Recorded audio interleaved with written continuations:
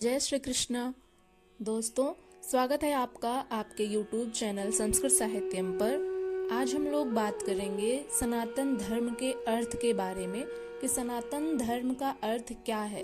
इस पर एक वीडियो पहले से भी बन चुकी है, आप लोगों ने यदि नहीं देखी है तो उस वीडियो को देख लीजिएगा। चलिए प्रारंभ करते हैं आज की वीडियो। सनातन धर्म का अर्थ क्या है इसको जानेंगे, तो चलिए प्रारंभ करते हैं। दोस्तों, सनातन धर्म यह शब्द आपने अनेकों बार श्रवण किया होगा और हो सकता है कि आपने मुखर होकर बड़े उत्साह से बोला भी होगा, जयकारे भी लगाए होंगे। लेकिन क्या आप समझते हैं कि सनातन शब्द का अर्थ क्या है?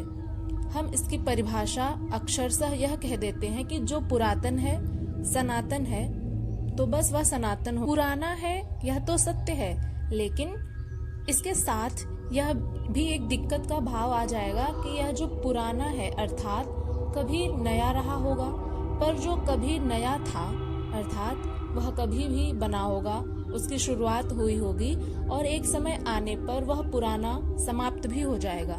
तो क्या सनातन धर्म वह भी समाप्त हो जाएगा अगर हम कहें कि जो पुरातन है वह सनातन है? सज्जनों, सनातन का अर्थ पुराना नहीं होता। गीता के 2 अध्याय के 24वें श्लोक में भगवान श्री कृष्ण सनातन धर्म के परिभाषा को बड़े ही सुंदर ढंग से बताए हैं। उसको प्रारंभ करते हैं हम श्लोक को, ध्यान पूर्वक सुनिएगा। गीता के 2 अध्याय का 24वां श्लोक है, अच्छेद्यो यम दाह्यो यम क्लेद्यो शोष्य एव च नित्यः सर्वगतः स्थाणुरचलो यम सनातनः। इसका अर्थ यह हुआ, भगवान श्री कृष्ण कहते हैं कि यह आत्मा अछेद्य है, यह आत्मा अदाह्य है। अर्थात अछेद्य का अर्थ होता है कि इसका भेदन नहीं किया जा सकता, और यह आत्मा अदाह्य है, इसको जलाया नहीं जा सकता।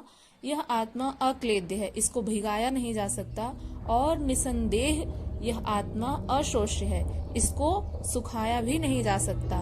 तथा यह आत्मा नित्य, सर्वव्यापी, अचल और स्थिर रहने वाला और सनातन है। तो मित्रों, सनातन का अर्थ हमने यह जाना भगवान श्री कृष्ण के माध्यम से।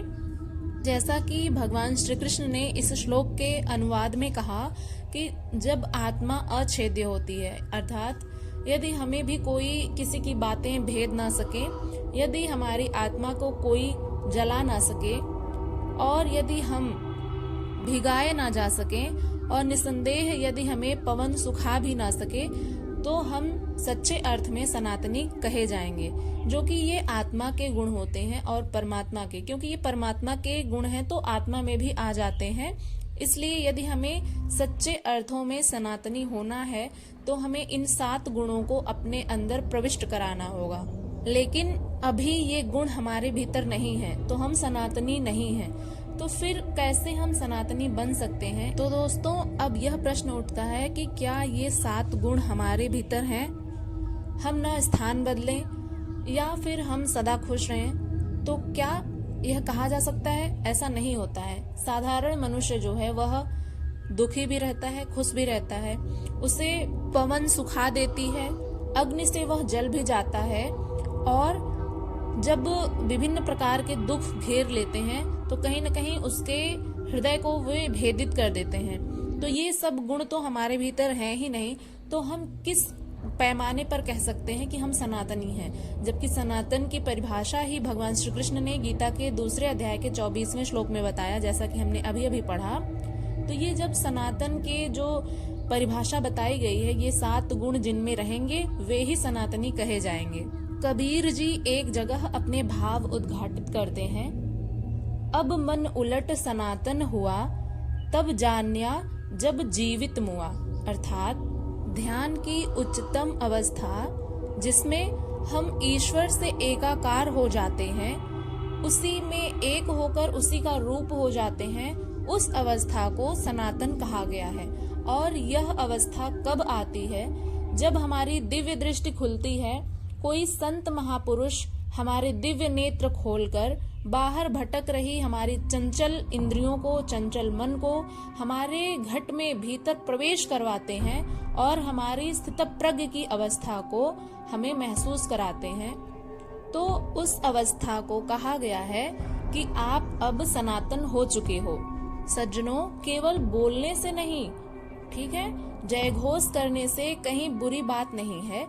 यह हमारी श्रद्धा को, हमारे उत्साह को, हमारी मरी हुई भावना को, हमारे धर्म के प्रति हमारे उत्साह को दर्शाता है। निसंदेह प्रशंसनीय है, लेकिन केवल कोरे भाषणों से अथवा कोरे वाक्यों से हम सनातनी न बने, बल्कि गीता के आधार पर, धार्मिक शास्त्रों के आधार पर हम सनातनी बने। फिर देखिए, जीवन की लहर कुछ और ही होगी और आनंद भी कुछ और ही होगा। सज्जनों, यह ज्ञानवर्धक जानकारी आपको यदि अच्छी लगी हो तो कृपया लाइक, शेयर और हमारे अपने चैनल संस्कृत साहित्यम को अवश्य ही सब्सक्राइब करें। जय श्री कृष्ण, जय श्री राम, जय सनातन। धन्यवाद।